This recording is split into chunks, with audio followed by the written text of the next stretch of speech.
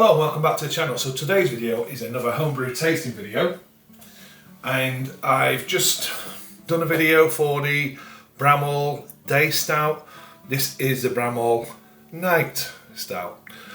This one came in at 6%, where the Day Stout came in at 6.2%. It was bottled on the same day, so it's been bottled since August. The difference, well, you'll see why. The first one's called a Day Stout. Go and watch that one. This one's a Night Stout because there's an ingredient in this, well, a couple of ingredients in this that are not in, a couple of ingredients in the Day Stout that are not in the Night Stout. So this is just a bog standard homebrew stout. So let's crack it open and get it in a glass. See, that's the problem I have with these dark beers. I hope that's not too overcarbonated. Just a little bit there, a little bit ahead, but let's get it in the glass and see. I keep banging on it. I just do not like overcarbonated stouts. Now this one looks like it's pushing that territory, as you can see with that rising head. And then, you know, soon find out when I get it in the glass. Try and do a bit of a slow pour.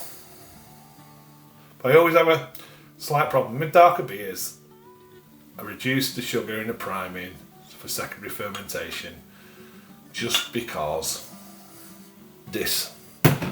Now, this isn't as bad as some of them I've had. The actual stout itself looks really good, really dark. But that, well, you can see that head there. Got to try and get through that.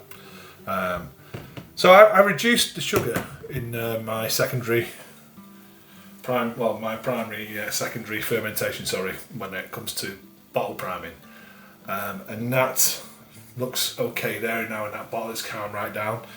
But in the glass, you can see it's not what I want. It's not what I want at all. So let's pour into a different glass and see if we get it a bit better. So it doesn't always go right. If you go and have a look at the Day Stout video, you'll see that's a much better pour. That's just, maybe I should have left it when I opened it, just let it calm down a little bit in the bottle. But there you go, there's the pour, there's the first pour. Same bottle. So it's just brought ahead. It's not fizzing away, which is good. I've had them where, like, the only way to explain it is like it's poured like Coke. It's too overcarbonated. I don't know the science. I think there's something to do with the darker malts being used and the yeast carrying on once it's in the bottle, and then the conditioning. I found it quite tough, but sometimes a success, and really reducing the amount of sugar now I put in the priming. So there you go. So there it is. It's really dark, which I wanted from the stout. There's no bleeding through this one. There's no red coming through, which is good. Let's see if I can see any in this. No. Really good colour. Exactly what I want. Let's get the aroma. It's got a sweet toffee-like aroma. Bit of that roasty aromas on there as well. Yeah, let's taste it. What's this one? 6? I think I said this is a 6%. Yeah, 6%.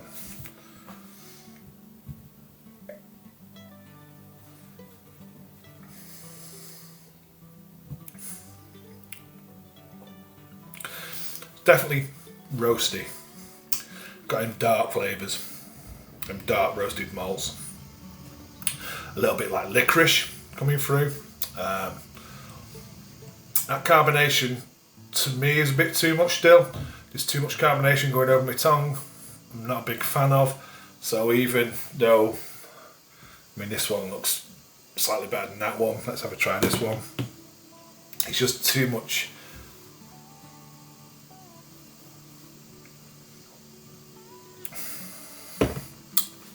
Yeah, just slightly. It doesn't sound it. so you can't hear it. There's none of that fizzy noise. There's just a bit too much of it going on there for me. So I have to give it a swirl around and try and knock some of that carbonation out. But the flavours are there. Licorice, toffee, bitter. There's a bitterness from that roasted malt. Chocolate, not too much coffee. More chocolate, more like a dark chocolate with that roasted bitterness. It's going on, but that carbonation sort of takes it away a bit. You know, I'm not too pleased. The flavours are there, but the carbonation slightly overcarbed. Even though, let me have a look at this. Yeah, the sugar was reduced for the priming, but maybe again I have to reduce it a little bit more, because that's more. I'd be more happy if that was one of my pale ales. Put it that way, without carbonation. It's just too much of it for a darker beer. But the taste is there, so I'll enjoy them. Because I only do small batches, I haven't got a load of them, so I'll get through them. They're not going to be drain pours. That's settled down nicely now, you see. Maybe I should have left it when I opened that bottle just to let it settle. But it's dark toffee, bitter chocolate. There's the roastiness. There's that slight bitterness, and even though it is too much carbonation, which is going to take away that smoother mouthfeel which I would want from a stout, you can tell it's a bit of silkiness there as well. So what was used in this one was pale ale, flaked oats, barley, chocolate malt, dark crystal, roasted barley, some brown malt and carafes, and a little bit of demerara sugar as well in the brew. Endeavour hops throughout. So yeah, what would I change on that one? Well, the flavour profile wouldn't change, so my grain I'm happy with, but it's just that bottle conditioning stage that again just needs a little bit more tweaking. But it's home brewing, it's all experimental. I did a porter, I think I've already done a video about that. I put that into a keg. I'm going to bottle from the keg. It's just a bit easier to control that carbonation, and it shouldn't be as much as what's in there. I'm just going on now whinging. Okay, thanks for watching, and I will also put a video somewhere here about how to sort of revive, maybe it's more like a nitro pour. Quite a simple little tip. It's not mine, it's come from another YouTuber, another home brewer, and it's fantastic. It really does work. So this is the night stout, which I said was for me overcarbonated, and one way I'm going to try and fix that is with this syringe. So this is just an additional to the video. So syringe in, take up some of the beer, then take up some air, and then shoot it back in. And I don't know the science behind it, but what it does, it seems to introduce like a nitro feel to the beer, and it kills off some of that carbonation, which I am not a fan of in my dark beers. So the beer now looks like this. And if you can see that, it's like a nitro feel, nitro pour, without having any big setup. Okay, thanks for watching, and I'll see you on the next one. Cheers, bye.